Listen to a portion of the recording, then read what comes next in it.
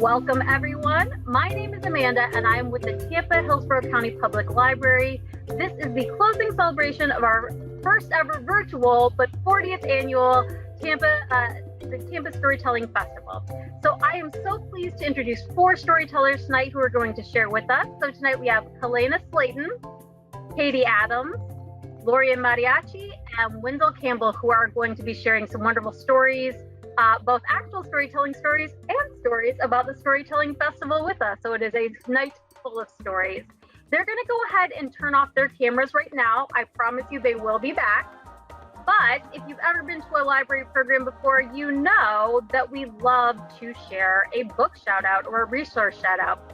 So of course, being a storytelling festival tonight, we had to share our shout outs, some of our favorite stories from our storytellers. So I want to share some of the different books we have in our collection that you might want to check out on the recommendation of our storytellers. So the first 2 I really like, we have 2 versions of Cinderella. One by Katie Kraft is more of a traditional version of Cinderella with some really beautiful painted illustrations. And the second one is Cinder Edna, which is a different take on Cinderella. It is the story, not actually Cinderella is in the story, but she is the next door neighbor. And this focuses on her friend, Cinder Edna, and kind of how she goes about the ball and what her priorities are. It's a very funny take. And I really love these 2 examples because it shows us that stories can be told in many different ways. The same story can be told many different ways from many different perspectives. So this is a lot of fun. Another story we have, which is a classic that means a lot to a lot of people, and that is The Monster at the End of This Book, starring, of course, our favorite Sesame Street character, Grover. You can find that in our collection. And the last one is actually one we featured in one of our One Book, One Night programs that is still posted on, yes, Tampa Hills Live on YouTube, which is The Little Prince, which is a classic story that has so many beautiful themes in it that we would recommend for anyone to go to read and enjoy. So you can find all of these books. Some are digital, some are in the physical collection. But you can find all these books at hcplc.org/books. That will take you to our catalog where you are able to find books, regular books, digital ebooks, digital audiobooks, streaming, and all sorts of other great resources. Okay, I'm going to go ahead and, speaking of stories, I am going to introduce back our first storyteller for this evening. Kalena Slayton, can you come back on camera? And you are going to share the first performance of the evening with us, which is Martina, the Beautiful Cockroach. So I'll go ahead and go off and we will pass it over to you. Hello, everybody. Good evening. My name is Kalena Slayton, and today I will be telling the story of Martina, the Beautiful Cockroach by Carmen Didi. Thank you. Martina Josefina Catalina Cucaracha was a beautiful cockroach. She lived in a cozy street lamp in Old Havana with her big, lovable family. Now that Martina was 21 days old, she was ready to give her leg in marriage. The Cucaracha household was crawling with excitement. Every senora in the household had something to offer her. Tia Cuca gave her a seashell comb. Mama gave her a lace shawl. But Abuela, her Cuban grandmother, gave her some shocking advice. "You want me to do what?" Martina shouted. "You are beautiful, cockroach," said Abuela.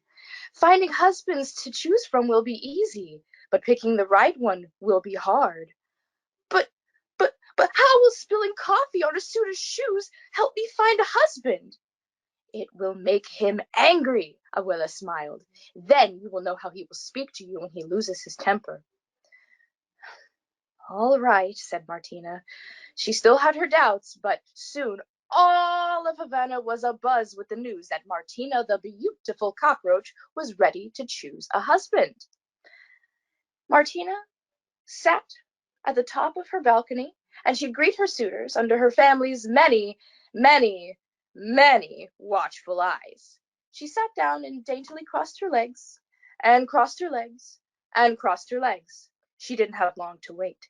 Don Gallo, the rooster, strutted up first. Martina tried not to stare at his splendid shoes. Keeping one eye on his reflection, he greeted her with a sweeping bow. "Caramba! You really are a beautiful cockroach. I will look even more fabulous with you on my wing." And with that, he leaned forward and crooned, "Martina Josefina Catalina Cucaracha, beautiful muchacha. Won't you be my wife? Martina hesitated only for a moment. Coffee, senor? Right on cue, Abuela appeared, and Martina began to spill coffee all over the rooster's spotless shoes. Oh my! Martina cried. Aye! Don Gallo crowed. You silly cockroach! I will teach you better manners when you are my wife. Oh no. No, no, no, Martina said. I cannot marry you, for you are much too cocky for me. She couldn't believe it. The coffee test had worked. Next, Don Cerdo, the pig, waddled up. The scent on him just curled Martina's feelers. What is that? Martina coughed. Some kind of new pig cologne? Why, no, senorita. It is my natural pig musk, he snorted proudly. Then he leaned forward. Martina Josefina Catalina Cucaracha, beautiful muchacha, won't you be my wife? Martina had already left in search of coffee. Sorry. She wasted no time with him. Don Cerno squealed. My loafers! I'll clean them for you, Martina offered, and not because of the coffee. I'll say you will. When you are my wife, there'll be no end to cleaning up after me. Oh, no, said Martina. No, no, no, I cannot marry you, for you are much too boorish for me. The coffee test had saved her yet again. Suddenly, Martina felt a chill behind her and turned to find Don Lagarto, the lizard, had sneaked up behind her. You shouldn't sneak up on a lady like that. I don't sneak, I creep. He slithered around her. Martina Josefina Catalina Cucaracha, beautiful muchacha, won't you be my wife? Martina had 2 cups of coffee for the lizard. Aye! Don Lagarto shrieked. And to think I was going to marry you. I was going to marry you. Oh, no, said Martina. Definitely no. I cannot marry you. You are much too cold-blooded for me. Martina sat down, defeated. No such luck today. Abuela came out and tapped her on the shoulder, pointing out a little mouse hiding in the planter. Oh, Abuela, he's adorable. Where has he been? Here, this whole time. Go on, go. Martina shyly walked up to him, and he took off his hat. Hello, he said in a small voice. My name is Perez. Hello, Perez, Martina said in a hushed voice. I'm Martina, the beautiful cockroach, he finished. You think I'm beautiful? I may not have the best eyes, but my ears are excellent. But I know you're strong and good, Martina Josefina Catalina Cucaracha. Who cares if you are beautiful? Martina opened her mouth to speak, but Martina! It was Abuela with the coffee. Oh no, no, thought Martina. No coffee for Perez. Martina Josefina Catalina Cucaracha! Sí, Abuela. With a heavy heart, Martina took the coffee from Abuela and was instantly met with coffee on her shoes. But the coffee test, how did you? Perez just smiled. I, too, have a Cuban grandmother. Thank you. Thank you, Kalena. That is a fun one. We like that. So we're going to ask some questions about that later. Let's go ahead and invite Katie back on so she can tell us a little bit about the history of the Storytelling Festival. That was awesome, Kalena. Some applause for you. I love that story. So that was so much fun. So yeah, we are celebrating the 40th anniversary of the Tampa-Hillsborough County Storytelling Festival. We wanted to celebrate it in 2020. That was the actual 40th year, but with everything that happened, we are celebrating it this summer, and we're doing our virtual storytelling festival. So way back in 1980 or so, Virginia Rivers from the Tampa Recreation Department and Prissy Lakis from the Tampa-Hillsborough County Public Library put together a new version of a storytelling festival that had been going on for a while before that. And when they came up with the new version, they said they didn't want it to be a competition. They said that it should be open to anybody who could tell a good story. So all the young people who were learning stories, if they came up to a certain quality level, would be invited to tell at the festival. So beginning in 1980, we started to have a lot more young people able to tell their stories and share the storytelling festival with their families. We've had over the years a lot of organizations help out with this event. We had the Tampa Recreation Department, the Tampa-Hillsborough County Public Library, the Hillsborough Parks Recreation Department, the Friends of the Tampa-Hillsborough County Library, the Hillsborough County Public Schools, and the Arts Council of Hillsborough County. All of these organizations over the years have helped with this event. It's moved around to a few different places. We've had it at Hillsborough High School. Some people may remember it there. Lately, we've had it at the Saunders Library. It's been a great festival there. And now this year we have it online, beaming right into your house. Every year we have this event in April. And so in January, at the beginning of the year, young people start learning their stories, start practicing. Their parents are listening, whoever, any family or friends can listen in. And then we do an evaluation in March. So many of you have done that evaluation. And then from there, people are invited to the storytelling event in April. All over the county, kids are learning stories. They're learning stories in the public schools, in the private schools. They're learning them on the recreation centers, both Hillsborough and Tampa Recreation.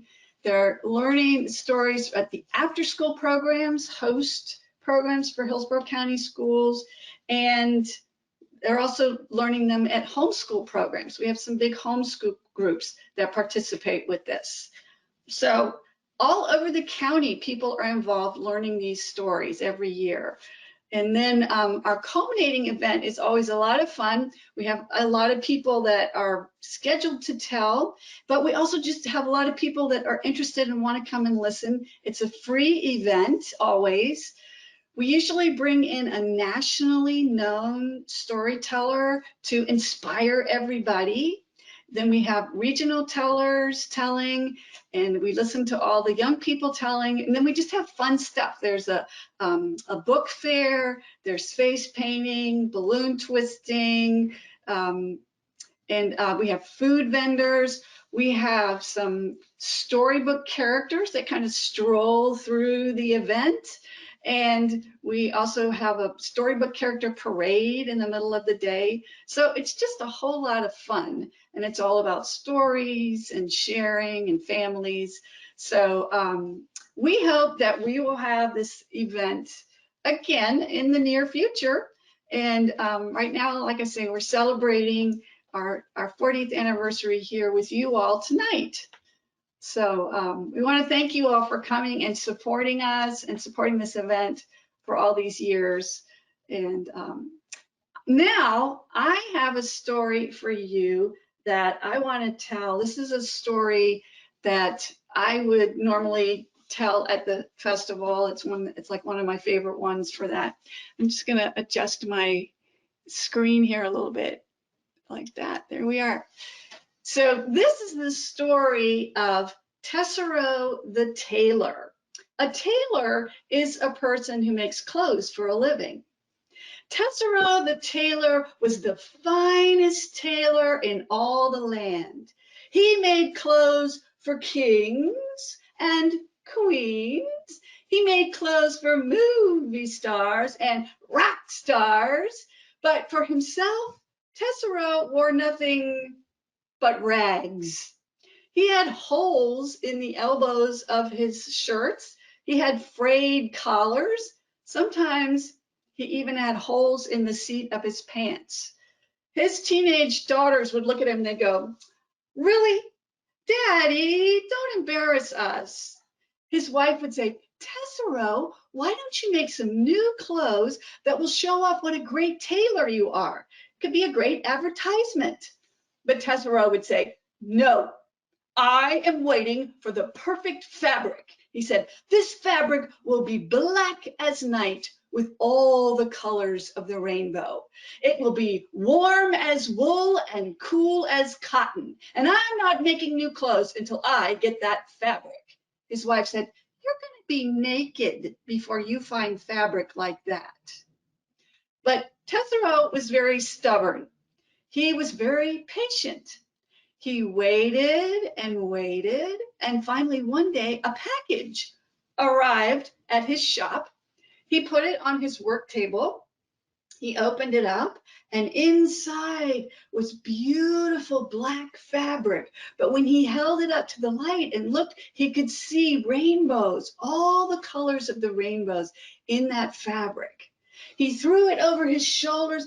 It was warm as wool, yet cool as cotton. He said, "This is it. And now I'm going to make some new clothes." So he cleared off his work table. He threw out the fabric onto the table, and he didn't even need a pattern. He took out his scissors. Have you got your scissors? You could help me out.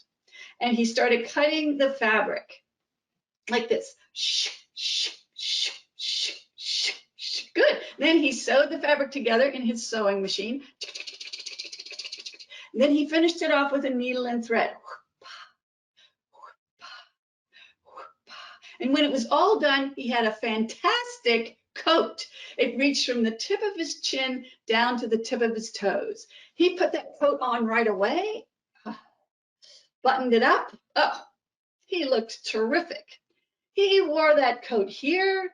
He wore that coat there. He wore that coat everywhere until one day it was starting to get all worn out. So he took off the coat and he looked at the fabric. Oh, he loved this fabric. He wanted to save the fabric. And then he realized he had enough good pieces of fabric that he could make a smaller thing, a vest. So he laid the fabric out on his table and he cut out the fabric. Here we go. He sewed it in his sewing machine. He's finished it with a needle and thread. And when he was done, he had a great vest. He put that on. Ah, he looked so good in that vest. He wore it here. He wore it there. He wore it everywhere until one day, oh, it was starting to get worn out. So he took it off and he looked at it. There was not very much left of that fabric, but he loved it so much. He looked and he looked and he realized he had enough fabric left to make a hat, a cap. So he laid it out on his work table. He cut it out. He sewed it in his sewing machine. He finished it with a needle and thread. And then he put it on his head.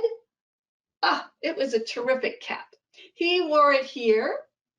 He wore it there. He wore it everywhere until one day it was getting all worn out. He looked at it. He looked at it. He really wanted that hat and that fabric, but he realized he had just enough fabric left to make a tiny fabric covered button. So he cut out the fabric. He sewed it in his sewing machine. And then he just sewed it right to the front of his shirt. And when he was done, it looked like a little jewel right there. He was so proud. He wore it here. He wore it there. He wore it everywhere. And then one day, oh, it was all worn out. He looked at those little fibers of fabric. He looked at that. What could he do? And then he realized what he had left was a story about the fabric. He told that story here. He told that story there. He told that story everywhere. And because it was a story, it was never all worn out. And that's the end of that story. Thank you for helping me, everybody. So now I want to bring back on our youthful storyteller, Kalena, and she kind of grew up telling stories. So she was going to tell us more about what that was like, and all the different things she got to do as a youthful storyteller. All right. Hey, everyone. Glad to be back.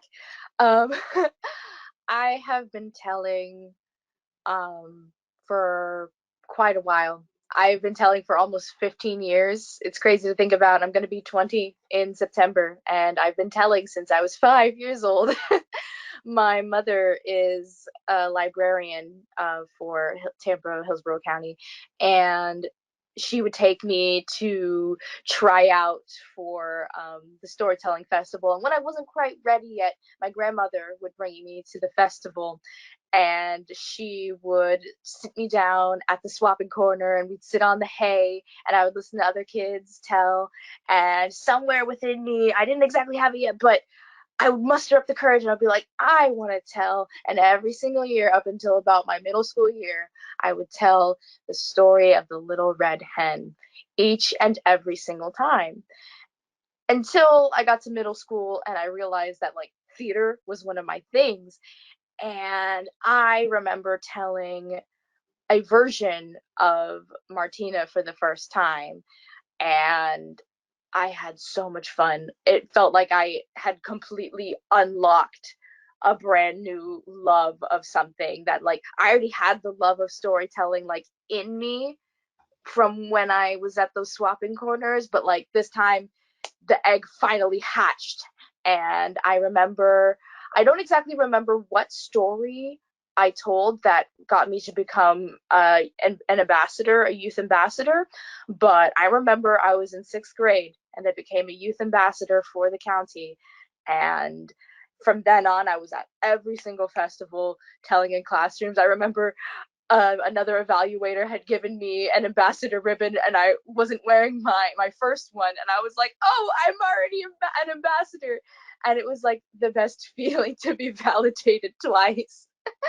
But I remember beginning high school, the beginnings of my school years were always the milestones for me. In the beginning of high school, I went to a storytelling festival, and it was the one at Saunders, and they have the really cool computer lab where they film things. And they were like, hey, they're doing a little like not exactly competition, but like a submission thing for the storytelling festival out in Utah in Timpanogos, one of the biggest festivals in the county. And I was like, oh, sure, why not?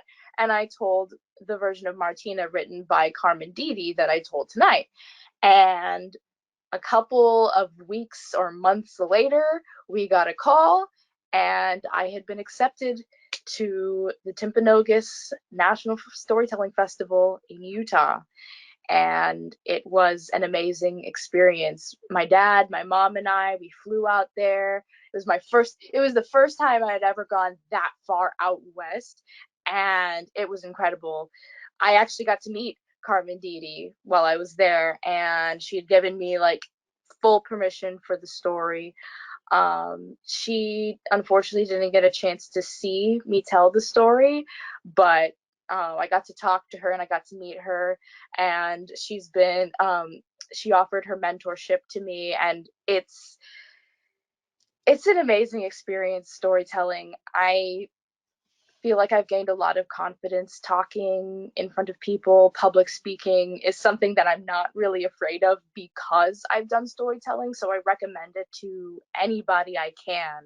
I'm big in the theater. I really enjoy doing plays. And I feel like all of that has stemmed from doing storytelling at such a young age. I did youthful voices out in Mount Dora, which was really fun. I got to meet other young storytellers like me, And it's fun to see that little community and that gets bigger with every year that new kids join it. And the stories that we tell are a big, beautiful part of growing up as a storyteller, learning those stories that we all share and teach each other. And it's being a teller is a very beautiful experience, and I'm so glad that I've had that for over 10 years of my life. And speaking of stories, we have yet another wonderful storyteller coming up very soon. Thank you so much, Kalina, for sharing that with us. And I think that's awesome. Like you said, there's so much you've learned, but so much you've gained as well. And storytelling is wonderful, the beautiful on its own, but it also gives you confidence in other areas. So again, if you want to ask any questions about storytelling or the experience or the festival, we're going to have all of our storytellers back. Speaking of our next story, let's invite Wendell Campbell back on camera to do our next story. He is going to do Rindersella. So take it away, Wendell. Hi, everybody.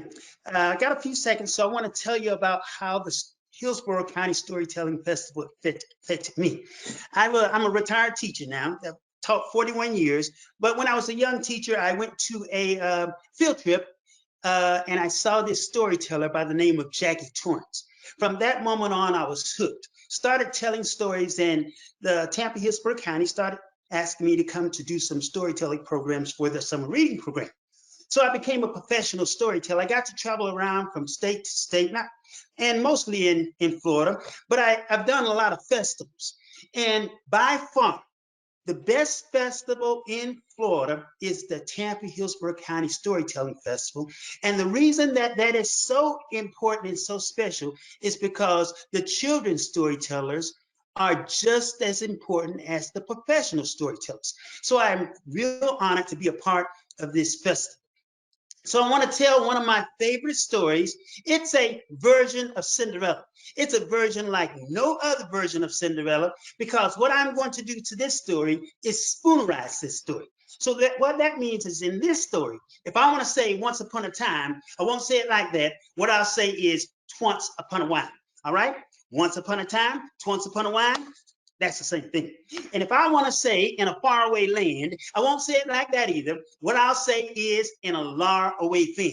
In a far away fan, faraway land, that's the same thing too. So this is the story of Cinderella, all spoonerized. Now, once upon a while, in this far away fan, there lived this here beautiful girl, and y'all know what her name was? The girl's name was Rindersella. Yes, right. Now, Rindersella, this here girl, she lived with her Mickey Mepstother, and if that weren't bad enough, Rindersella, this here girl, she had two of the steenest Mepsters you can imagine. They were real bad to Rindersella. Y'all know what they made Rindersella do? They made this here girl wean all the Clindles, flood the scores, pine all the shots and the shins, and just do all the work dirt. But Rindersella, she didn't complain because she was such a great swirl. Now, in this same Laraway Fen, there also lived this here prince of hints. Now, this here man, he decided he was going to have himself a big fancy fall in the palace of the king, his father. So what this here man did was he sent out invitations to all the folks for rouse around, especially to the pitch reaper. But poor Rindersella, she couldn't go. Y'all know why Rindersella couldn't go to the big fancy farm? She had finished all her work. The only reason Rindersella couldn't go to the big fancy fall is she didn't have a drency fest to wear.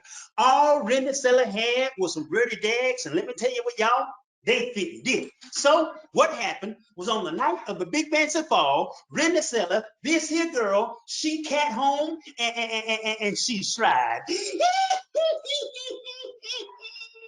Now, while Rindersella was just kidding there, trying, but who should appear but her Gary Mudd father. Brenda Seller's Gary Mudd father says, Brenda Seller, child, girl, why are you just kidding there shrine? Don't you know this is the night of the big dance at fall? Brenda Seller says, Gary Mudd father, I can't go to the big dance at fall tonight. I don't have a dress and vest to wear. Brenda Seller's Gary Mudd father says, is that all, child? And in the eye link of between, you know what this here man did? This man, he changed the pumpkin into a coach. He changed 6 heights into Morris's, and those ready dags from the cellar had on, this here man, he changed those things into a dress and vest. But he warned Brenda Seller that she had to be back by the Mocha Street night. Because if she didn't, everything was going to be like it once was. Well, Brenda Seller, she thanked her Gary Mudd father from the bottom of her heart. And this here girl, she hopped on into that porch. Pew, boogity, boogity, boogity, boogity, boogity, boogity, boogity, boogity. She headed on down to the Prince and Hence's big man's fall in the house of the king, his father. Now, boys, men, let me tell y'all what happened. When Brenda Seller got to the big dance and fall, the Prince and Hence, shucky ducky girl, you looking good. That Prince of Hens, he couldn't take his eyes off Brenda Seller. And girls, Brenda Seller, ooh. Brenda Seller, she couldn't take her eyes off the Prince of Hens either. Folks, let me tell you what it was. It was what you would call love at first fight. Well, Brenda Seller and that their Prince and Hens, they pranced all evening long. And in fact, time got away from Brenda Seller. Before she knew it, it was almost a Mocha Street night. Brenda Seller, she dashed out of the big bench and fallen face down the peps of the sassel. And just before she beat Serratum, y'all know what she did? What this here girl did was she slopped her dripper is what she did. She didn't have time to pick it up either. This here girl, she hopped on into that porch and she hates Rome. Now the next day, that there Prince of Hits, he searched that whole highway fin looking for that beautiful girl who had slopped her dripper. This man, he went to every house and he asked every lady to try on that dripper. Guess what, y'all? It didn't get anybody. Finally, this man, he got to the house of Brenda Seller. He tried that dripper on that first steam method and didn't did her. Then he tried that dripper on that second steam method and didn't did her either. This here man, he even tried the dripper on the Mickey Mouse leather. And let me tell you what, y'all, it sure enough didn't did her. The girl had some big feet. Finally, in desperation, this man says, listen, is there any other Haiti in the Laos? The Mickey Mouse leather says, there is Brenda Seller. They fetched Brenda Seller. He tried that dripper on Brenda Seller. Guess what, y'all? It did. It was exactly the sight rise. Well, Brenda Seller and that there Prince of Hens, they fell in love and got married. But that's not the end of this here story. You see, there's a story to this here morning, especially for young ladies. And girls out there, y'all probably are pretty too young right now, but in about 10 years, y'all gonna be about 20, 25 years old, something like that. Y'all gonna get invited to a big dance of fall in the castle of Ping. And girls, this is the part you're not gonna believe. Y'all gonna fall in love with one of them that prance hits and sit around there and want to get married and all that stuff like that, girls. It's gonna happen. Girls, let me tell you how this thing works. Don't y'all forget to slop your dripper. It works every time. Now, boys, let me tell you something, boys, and I'm not real proud to say it, boys, but listen, girls are smarter than boys in certain things. It's the truth. This falling in love stuff, they got us beat by a mile. I used to see it when I taught middle school a few days. I used to see them walking down the hall. All of a sudden, oh, drop the keys. Boys, we don't know what's going on. We go, hey, here's Susie, girl, you dropped the keys. She goes, thank you. Next day, Susie start walking down the hall. Oh, drop the keys. We go, hey, Susie, girl, you dropped the napkin. She goes, thank you. Next day, Susie start walking down the hall. Oh, slip the dripper. Boys, don't you pick up that dripper, boys, because once you pick up that dripper, boys, it's a done deal. Shotguns start coming at you, man. Y'all have to do what the old folks call jump the broom. And that's the end of that story. Thank you, Wendell. Thank you so much. Well, congratulations on your retirement. And Thank I you. think we're gonna have some questions. I like that because Kalena was telling us she started very young. You were telling us you started your storytelling a little bit older, so I think we can see how it applies. It's applies to different ages, and it can be applied anywhere in our life. Also, I think we're gonna have, that was a very cool storytelling style. I think we're gonna have some questions about that, how you learned that and how you performed that. So we'll go ahead, we're gonna invite Lorian back on right now to talk about this year's Storytelling Festival, and we will see Wendell at the end. Don't forget, if you have questions for him, put those in the question section. Hello. Like Kalena, I started with the festival when I was very young, and not quite as young as she was though. But that's okay because now I'm not quite as young as she is either. But that's one of my favorite things. I've been working with festival since I was young, and then Wendell talked about that a little bit too, about how this festival is so special because it features children. So all of these other festivals that they're talking about, I know I'm going to mess up. The Utah, we're just going to say Utah, the Utah Festival, because I know I can say Utah. So the Utah Festival, the National Festival used to be at East Tennessee State University. That's when I did it back in the day. The State Festival at Mount Dora, all of these festivals are fantastic and they are so much fun to be at, and lots of our students have gone on and been featured at these festivals. But these festivals, they kind of like, they revolve around adults, and this festival is all about children. And so we're really excited that as we grow out of childhood and into adulthood, many of us get to turn around and give back and help the children. And like Wendell said, you can see he was a very passionate teacher. We're here for the children. And so we're so grateful for our partnership with the library and all of the children and families that they help us to reach. And that brings us to this year and how we've reached children this year. So this year we've had 6 informational sessions. We've had 3 storytelling programs, and as you can see on the slide, we've had 243 total attendees. So hundreds. That makes me very, very happy. I'm so glad to have you all here, and I'm so glad that we were able to work together in any capacity in these very interesting times. We had many children send videos in to submit them for evaluation, and we were really proud of the videos, and by and large the quality of the videos was pretty good. So you guys obviously watched the videos about that and did your reading, and we went ahead and we selected several storytellers who were just awesome. So if they were festival quality, then their videos will be on the Hillsborough County YouTube, which Amanda will be on in just a minute to tell you a little bit more about.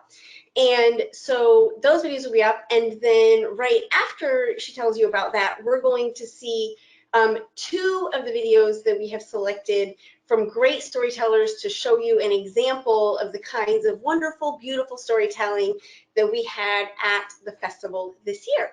So Amanda, if you want to come on back and tell us more about how they can see those videos. And I do remember the name Corey because we do everything online. So like, I've never met Amanda in person, and I haven't gotten to meet this mysterious but verifiably awesome Corey, who's really helped us out behind the scenes with getting the videos and stuff up. So here's Amanda to tell you about that, and we'll see those storytellers. We do want to share, yes, thank you to our editor from our library team, who is a big part of helping us share these videos with you. I am sharing a slide just as a reminder. We are going to we're sharing it in the chat section, the direct link if you want to find that. If you can also go to YouTube and you can type in the search bar, you can type in Tampa Hills Lib. I've got the link right there, or you can go to www.youtube.com/Tampa Hills Lib. So Tampa Hills Lib on YouTube. You can find our storytelling school playlist that is going to be featuring our festival quality storytelling videos. But keep in mind, even if you missed some of the festival this year, missed participating, that is all archived. You can go back and you can learn those skills at any time. Lorian and Katie from the Storytelling Festival were generous enough to make a video tutorial school for us. You can find these great video tutorials. You can find those professional storytelling performances we had, which were a lot of fun. We did feature both Katie and Wendell this summer, so if you want to see extended performances from them, Or you can find our informational sessions, which are a little more about teaching and learning how to do storytelling. Once again, you can find that on YouTube at Tampa Hills Live. I do want to remind you, although the Storytelling Festival is coming to a close this year, please feel free to register for the mailing list for the festival committee. You can email tampastoryfest@gmail.com and you can tell them you want to be on the mailing list, and then you will get updates for next year's festival. So without further ado, I'm going to take myself off camera and we're going to see 2 of the festival quality videos this year. I hope you will enjoy them. Hi everyone, my name is Sophia. I'm going to tell you a story of Cinderella.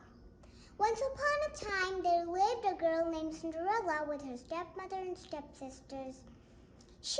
They treated her so badly by work. Cinderella always was sad because she needed to work. One day there was a note from the palace. It said, "Dear ladies, you may come to the ball to dance with the prince." And everyone in the house screamed with excitement. They were so happy. But Cinderella too. But the stepsisters laughed at Cinderella because she doesn't have a nice dress to wear. And Cinderella got sad. And everyone got ready. And then they left, and Cinderella was in the house alone. And then she cried, and then a fairy godmother appeared. It said, "Why are you crying, my darling?" It said, "Oh, my stepmother and stepsister left me behind. They went to the ball without me," she said, "and they don't even have a nice dress and shoes and a carriage to go." And then the fairy godmother said, "It's just a little problem." And the fairy godmother magics carriage and 6 horses attached to it and 2 soldiers. And Cinderella's dress turned into a beautiful blue gown, and then her sneakers turned into blue glass slippers. And then Cinderella was ready, and the fairy godmother said one more thing. "The magic will end in the big stitch of 12 in the midnight," it said. "Okay," said Cinderella, and left. And then in the ball, the prince said, "Oh, how beautiful you are. Do you want to dance with me?" he asked to Cinderella. And Cinderella said yes. And they danced. They were so happy. And then Cinderella saw the clock. It was about to go to midnight. And she said, I need to go," and went away. And the prince said, "Oh no," and followed her. And then he got a slipper of one of Cinderella's. And then Cinderella went in her carriage and got away. And then the next day, the prince came to Cinderella's house, and then said, When this shoe fits someone in this house, I would marry them," he said. And then everyone was so excited, and the stepmother said, "My daughters would have it fitting," she said. And then one of the stepsisters tried it on, but it was too small for her. And the other tried, but it was too big for her. And then Cinderella tried it. It was just right. And then the stepmother and stepsister were so angry because she had fitted it. Now she would marry the prince. And sure she did. She lived happily ever after with the prince. The end. Moral: if someone bothers you, you shouldn't worry about it. Thank you. Hi, my name is Jared, and I'll be telling the story. The true story of the Three Little Pigs. Everybody knows the story of the Three Little Pigs, or at least they think they do, but nobody knows the true story because nobody's ever heard my side of the story. I'm the wolf, Alexander T. Wolf. You can call me Al. I don't know how this whole big, bad wolf thing got started, but it's all wrong. Maybe it's because of our diet. Hey, it's not my fault wolves eat cute little animals like bunnies and sheep and pigs. It's just the way we are. If cheeseburgers were cute, folks probably think you were big and bad too. But as I was saying, the whole big, bad wolf thing is all wrong. The true story is about a sneeze and a cup of sugar. This is the real story. Way back, and once upon a time, I was making a birthday cake for my dear sweet old granny's birthday. I had a terrible sneezing cold. I ran out of sugar. So I decided to walk down to my first neighbor's house to ask for a cup of sugar. Now, this neighbor was a pig, and he wasn't the brightest either. He'd built his whole house out of straw. Can you believe it? I mean, who in their bright mind would build a house of straw? So, of course, the minute I knocked on the door, it fell right in. And I didn't just want to barge in somebody else's house. So I called, little pig, are you in? No answer. So I was about to go home without my cup of sugar for my dear sweet old granny's birthday cake when my nose started to itch. I felt my cold coming on. I huffed, and I snuffed, and I sneezed a great sneeze. And guess what? This guy's house fell down to a pile of straw. And in the middle of the pile of straw was the first little pig, dead as a doornail. He had been home the whole time. Now, I didn't just want to leave a perfectly good ham dinner lying there in the straw. So I did the only thing there was to do. I ate it up. Think of it as a big cheeseburger just lying there in the straw. My cold was feeling a little bit better now, and I still didn't have that cup of sugar for my dear sweet old granny's birthday cake. So I decided to walk down to my next neighbor's house. Now, this neighbor was the first little pig's brother, and he was a little bit smarter, but not much. He built his house out of sticks. I rang the bell in the stick house. No answer. So I called, Mr. Pig, are you in? And the second little pig said, Go away, Wolf. You can't come in. I'm shaving the hairs on my chinny chin. I just grabbed the doorknob. When my nose started to itch, I felt another sneeze coming on. I huffed, and I snuffed, and I tried to cover my mouth, but I sneezed a great sneeze. And guess what? This guy's house fell down just like his brother's. And when the dust settled, there was the second little pig, dead as a doornail. Wolf's honor. Now, you know food will spoil if you leave it out in the open, so I did the only thing there was to do. I had dinner again. Think of it as a second helping. I was feeling awfully full now, but my cold was feeling a little bit better, and I still didn't have that cup of sugar for my dear sweet old granny's birthday cake. So I decided to walk down to my final neighbor's house. Now, this neighbor was the first and second little pig's brother. He clearly was the brains of the family. He built his house out of bricks. I knocked on the brick house. No answer. So I called, Mr. Pig, are you in? And do you know what that rude little porker answered?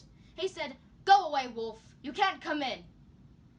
I mean, how rude. He probably had a whole sack full of sugar in there, and he wanted to give me one little cup for my dear sweet old granny's birthday cake. What a pig! Then my nose started to itch. I felt another sneeze coming on.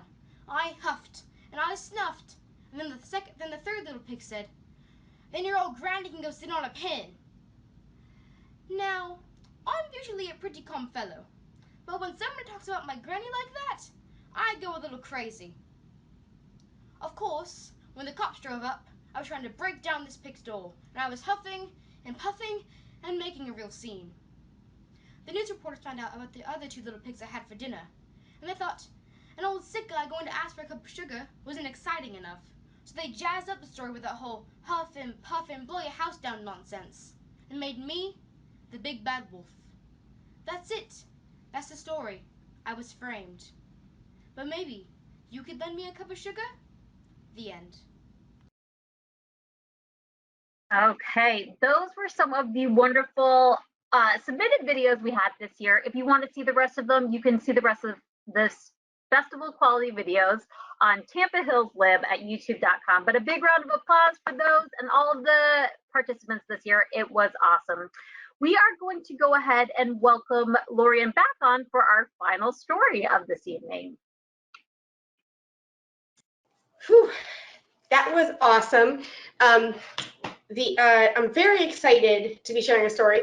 And Kalena was saying that she doesn't remember the first story that she took to the festival, but I do remember my first story because I was older. And this is the first story that I told at the storytelling festival when I actually worked up the nerve to tell at the storytelling festival. That's a story for another time. So this is the story of the old woman and her pig, and I'm just so excited to share with you. So I'll get started. It's about this woman, this old woman, and she was sweeping her house. And as she was sweeping her house, she found a sixpence. Now this was such a long time ago that a sixpence was really like what we would call a penny today.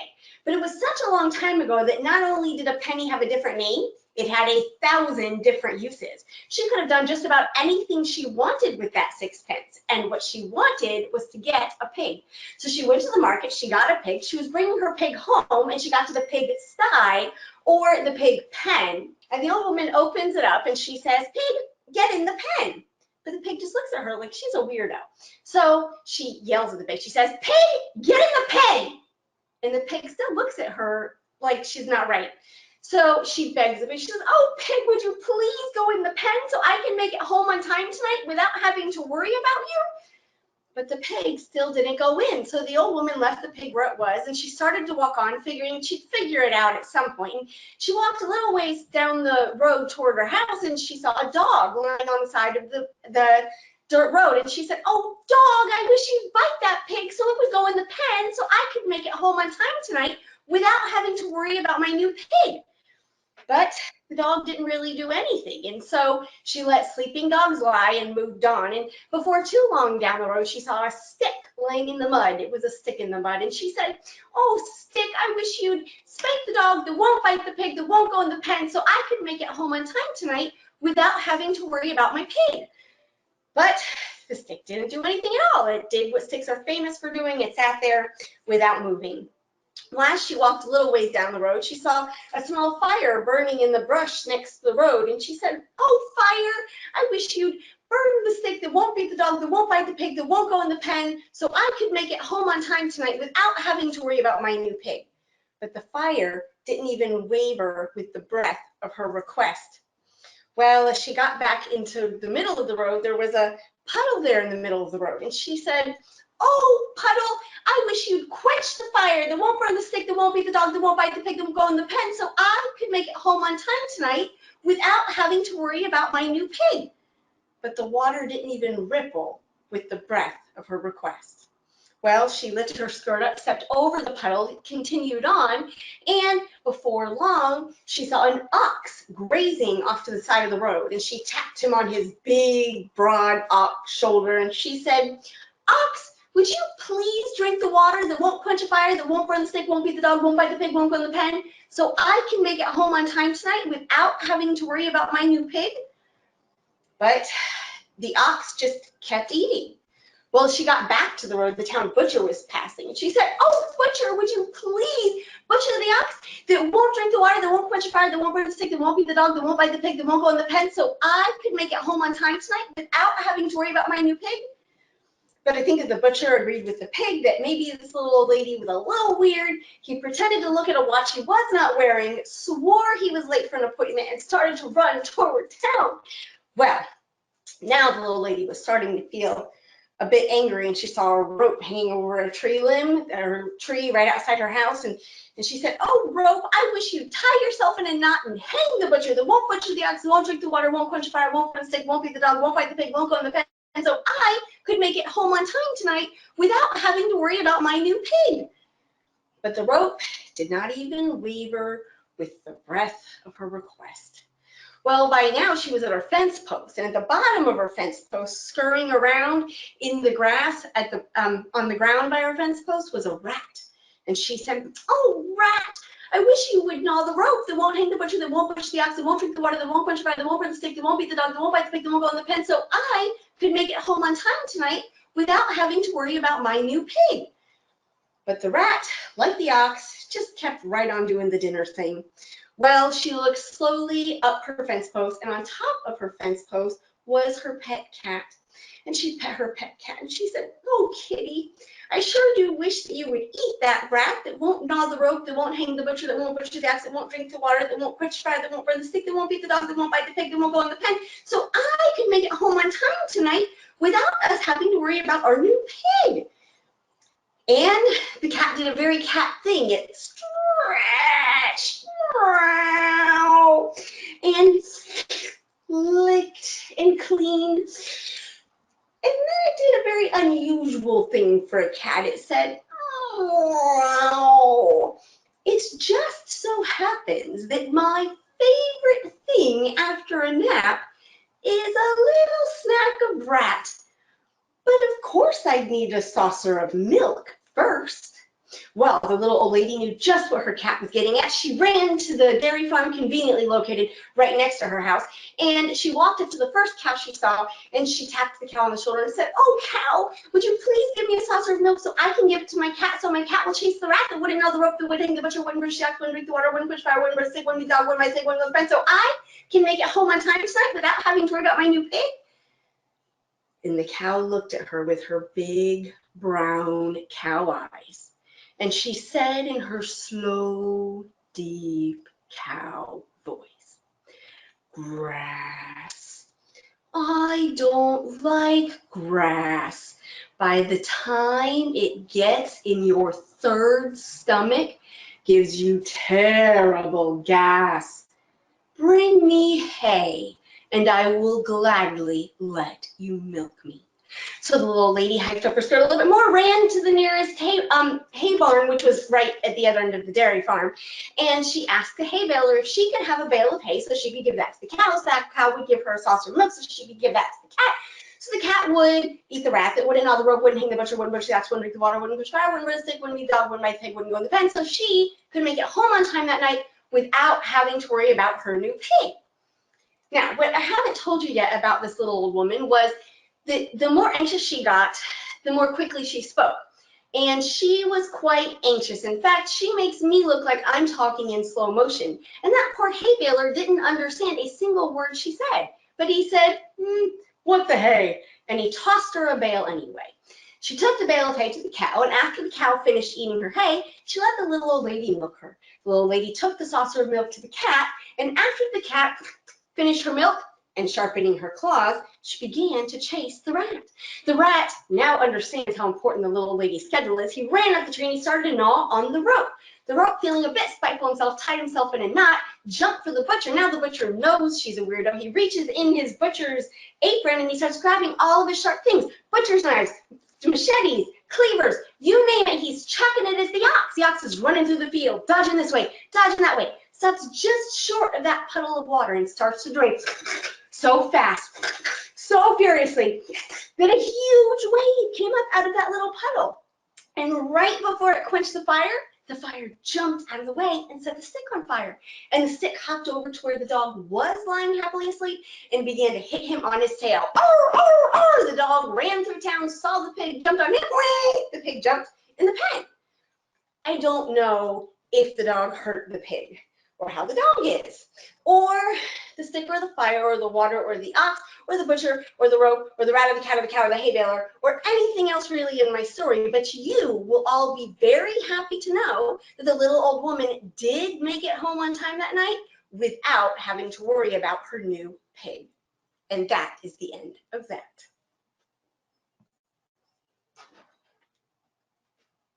Thank you so much, Lori. And these have all been great performances. Let's invite everyone to come back on camera.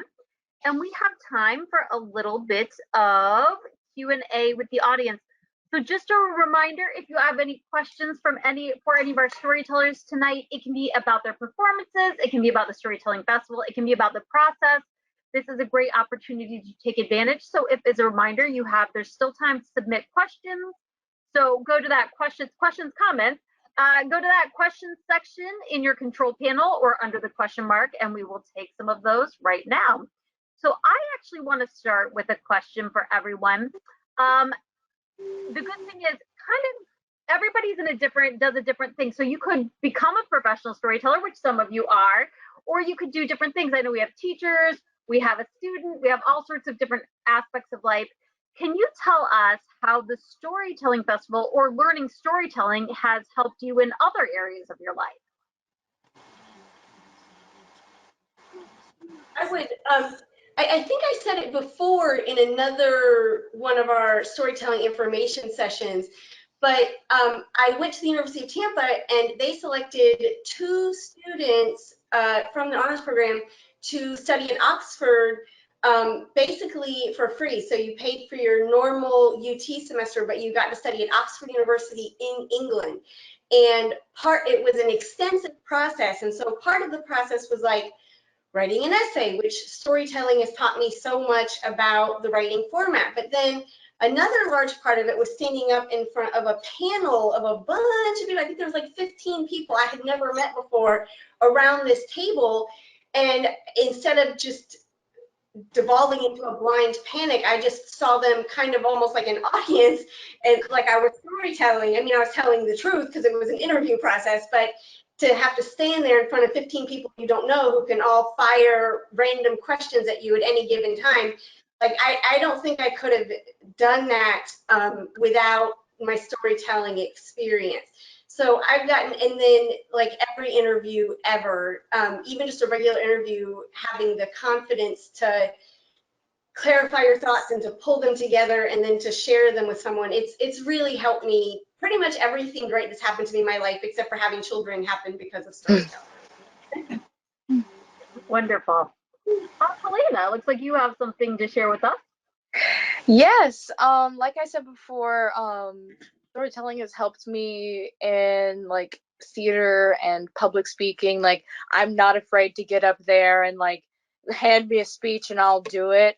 But also like the social aspect is kind of fun because like I love getting into like fun situations with my friends, and then like we're about to tell somebody else and then they turn to me and they're like, no wait, you tell it. It's so exciting to hear that they're like, you tell it. I'm like, yes, okay, I will tell it. Like I feel like it adds like some pizzazz to my life, that like memories can be stories because they are. And like thinking of my life in that way because of storytelling has made things better. It's made life so much fun. Very nice. Wendell, what do you have to tell? As a teacher, a lot of teachers start thinking about, should they become an administrator? So just about the time I should have been thinking about that, around teaching about 10 years, I also started thinking about, should I become a storyteller? So I started putting most of my energy, instead of going into administration, being a principal, into becoming a storyteller. And I think it was the best decision that I had ever made, because I love storytelling and I loved teaching too. But I knew in my mind and in my heart that I would never love being a principal or an assistant principal. So storytelling guided me into a direction that I would be happy in my life. And I think that's good advice, Wendell. There's many paths. There's not just one ladder. There's many paths in front of us to choose for many different talents. So Katie, do you have anything to add to this one, or shall we go to another question? Well, I have been working with storytelling for a long time, and I've started out helping to, set up the festival, telling stories, and then have watched my own daughter do some storytelling and help to teach other storytellers. So just getting to see young people getting more and more confident and having great experiences with learning to read and all has been awesome. So I enjoy that. Very cool. Okay, so in our stories tonight, we had, I know specifically, well, you all had, Kalena, I remember with Martina, Josefina, this, and Lori, and I can't even, the rat, the nod, the this, that. So these, I guess what our audience wants to know is, what are some tips? And Wendell, you have some tips I know for us as well. Yours must have been very hard to learn because the spoonerism, it's a different way of speaking. So can you give the audience some tips on how to memorize, or how do you learn your stories? What are your different methods for learning how to tell the story so you can take away the book and the script and do the performance? I'm. Kalena. Go, Oh, go we'll ahead. do Kalena and then Wendell, it looks like. How's that? Okay. Age of technology right here. I let Google Translate read it to me. I type it in and I'm listening, and that robotic voice is like, Martina, Josefina, Catalina, Cucaracha. And I'm like, yes, best audiobook.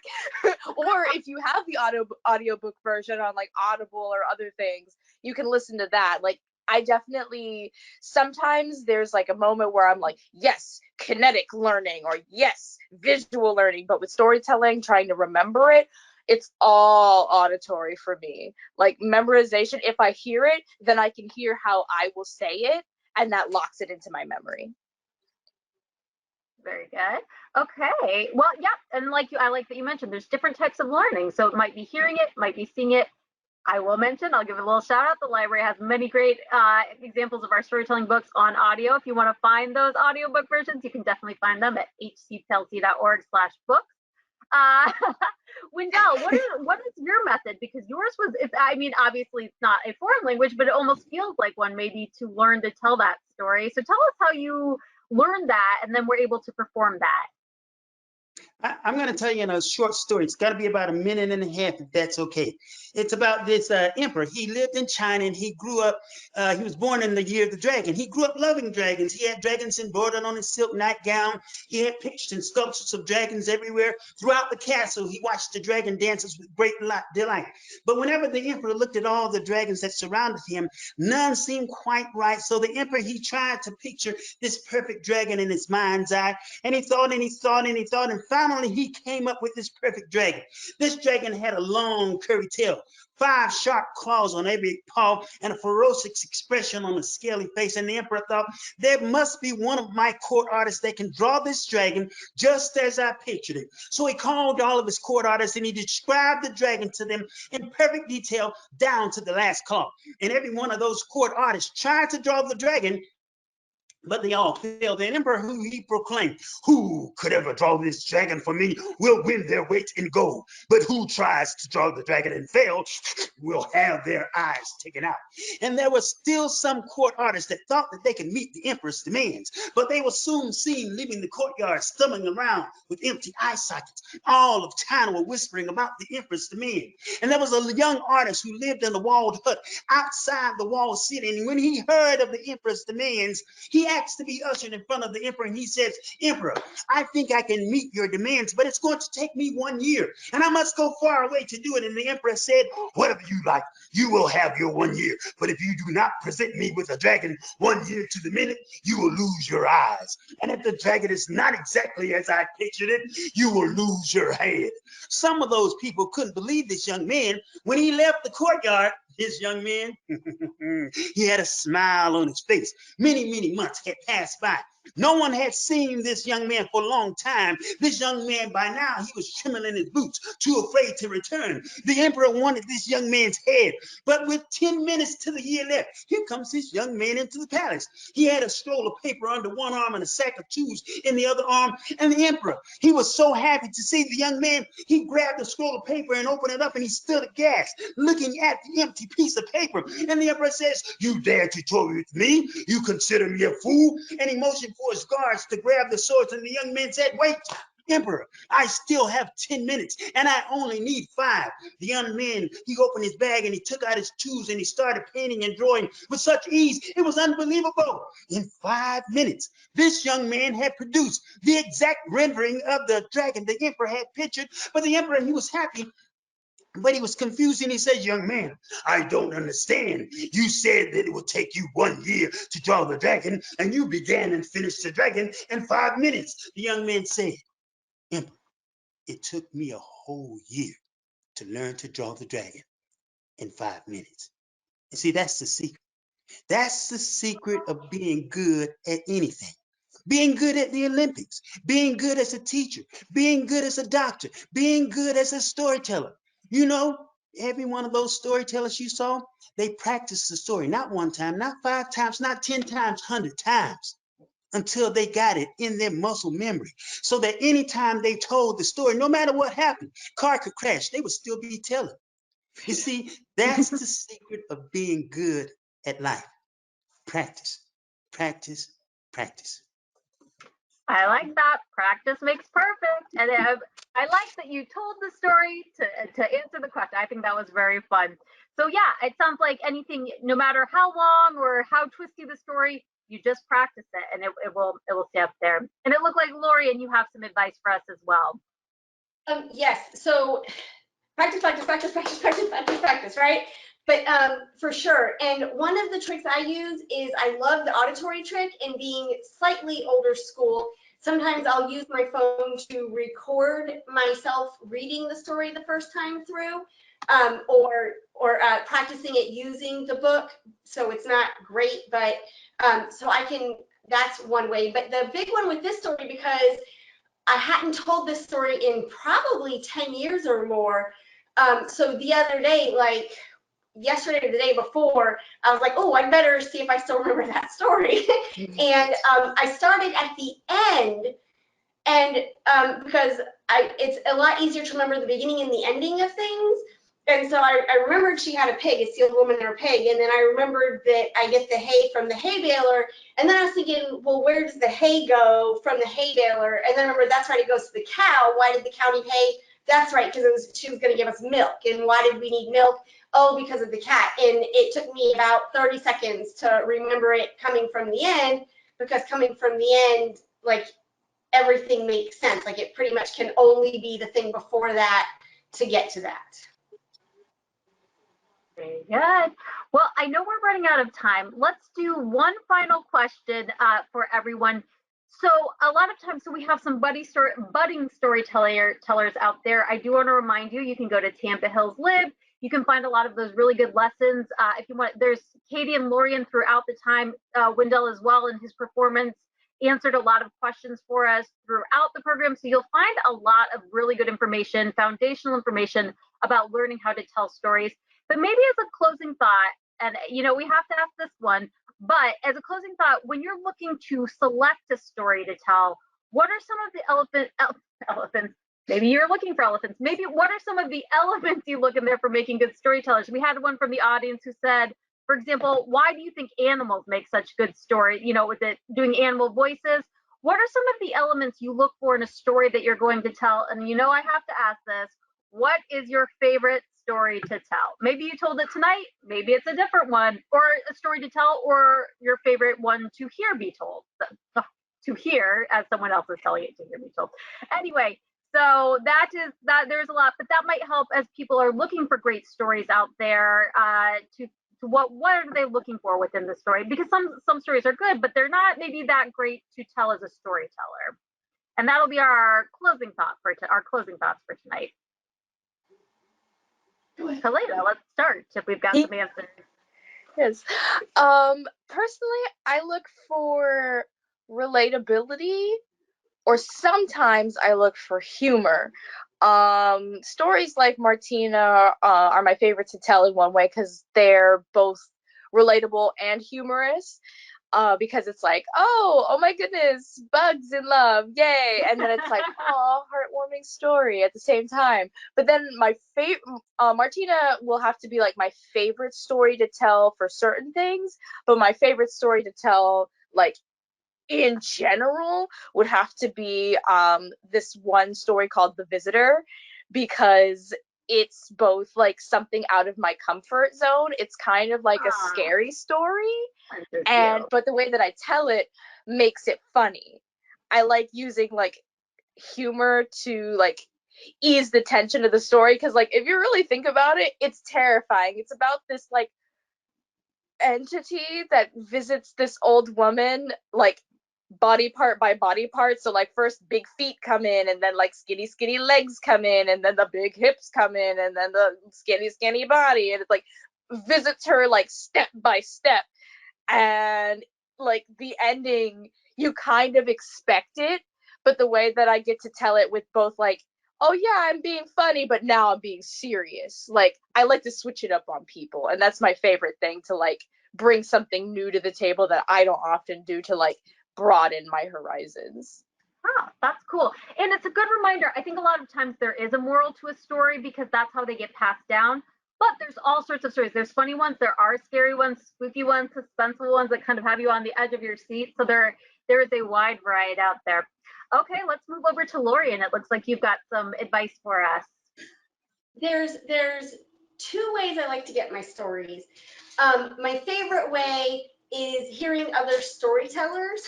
So when I hear a story that I love, then what I do is I research all of the different versions of it, because you don't want to like steal someone else's story.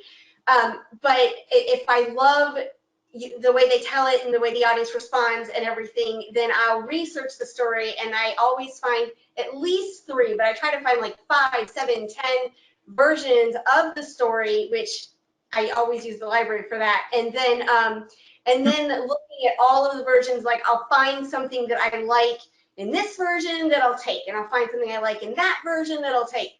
And I almost always leave something from like the original storyteller, kind of like as like a little nod to them, you know.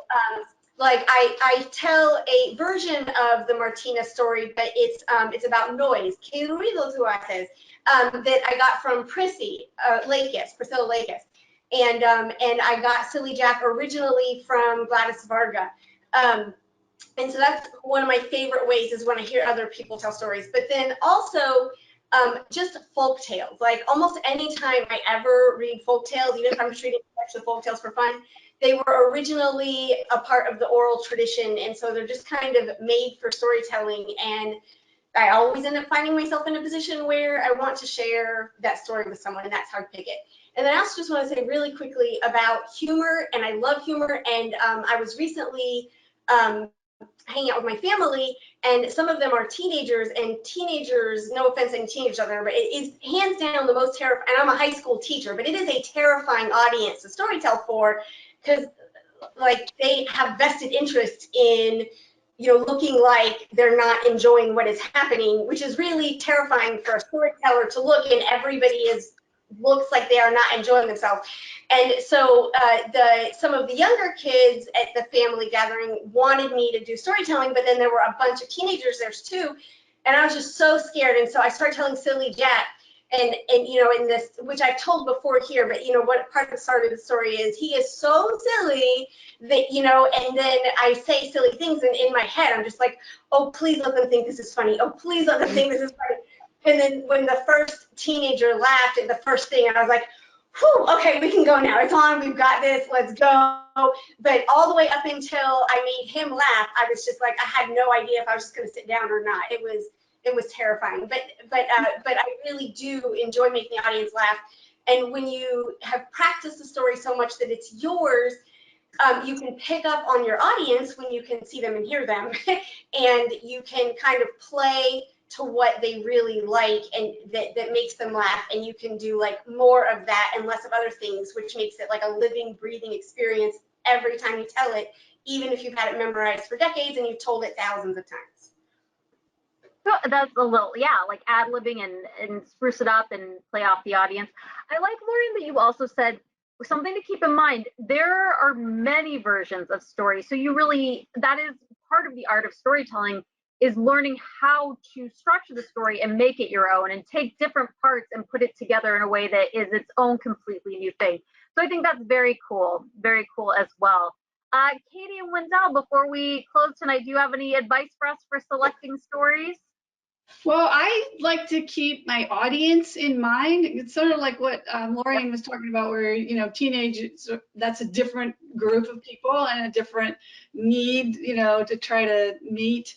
And my favorite audience is younger, elementary aged kids. And so I have them in mind when I'm reading the stories and thinking about how they think and what's going to make sense and work for them and what's going to be funny for them. And I really love that live part where I'm telling the story and they might say something very frank, like, what is that? In the middle of the story. And then I'm like, oh yeah, all right, I'm going to explain that. And that's going to help make my story even better. You know, so I love, you know, young audiences and that they, you know, their imagination and that they'll go with you in the story. And at the same time, they're very frank and they'll let you know if it's not working. And so I usually am picturing them, thinking about them when I'm picking a story. But I really do love folk tales. That's nice. my go-to thing. I love folk tales. And for me, my storytelling audience kind of depends on which story I prefer. To younger audience, because I'm usually telling stories to kids around 3 to 12 years old, and most of the time I use puppets to enhance my story. So I have my puppets there, and I kind of interact with the audience. So when I tell stories to them, I like Bark George. I like a story called Loud Mouse. I like Sody Saleratus, and so I like to use my puppets with it. But to older audience, I have certain stories I like to tell for them. But my all-time favorite story that I love to tell is a story called John Henry. Now, this story, it's a very physically demanding story. And as I've gotten older and older, that story is harder and harder and harder to tell. But by that is my absolute favorite story to tell. My body just doesn't handle it the way it used to handle it, but I still can tell it. Well, it's always there for special occasions.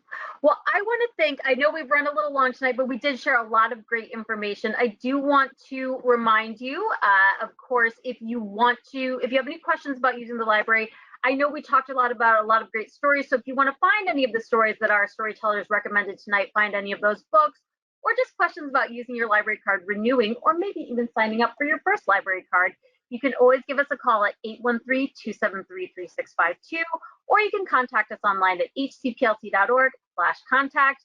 The Storytelling Festival is over for this year, but we still have plenty of great events coming up. You can find our full calendar of events at hcplt.org/events. And of course, just a reminder, please, if you do want to be updated about what is happening with the Storytelling Festival for the next year, for 2022, contact them on the emailing list, tampastoryfest@gmail.com. Once again, that's tampastoryfest@gmail.com. You can sign up for the mailing list. You can get updates. And of course, as a reminder, that YouTube playlist is still there. You can still go, practice, learn.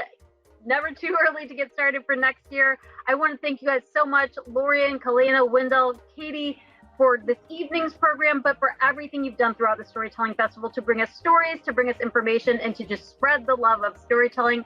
I want to thank everyone out there, and we hope we will see you at a program very soon. So have a good night, everyone. Good night. Bye. Night. Bye. Happy storytelling.